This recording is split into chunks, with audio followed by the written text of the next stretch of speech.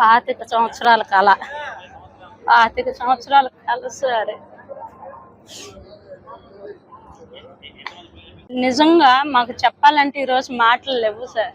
పట్టాలు అన్నారు కానీ అది ఎప్పటికైద్దో అనుకున్నాం, కానీ ఇంత త్వరగా మేము ఇలా పట్టాలు అందుకుంటాను మేము అసలు ఊహించలేదు.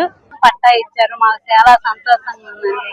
భోజనాలు పెట్టి బట్టలు పెట్టారు. లోకేష్ సార్ వచ్చిన తర్వాత మమ్మల్ని గుర్తించి బీసీలుగా గుర్తించి మాకు పట్టా నేరుగా ఇవ్వటమే కాకుండా రిజిస్ట్రేషన్ కూడా చేయించి సారే స్వయంగా వచ్చి మాకు ఇచ్చారండి. చాలా సంతోషంగా ఉంది.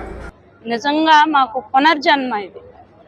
మమ్మల్ని చాలా సార్లు బెదిరించారు.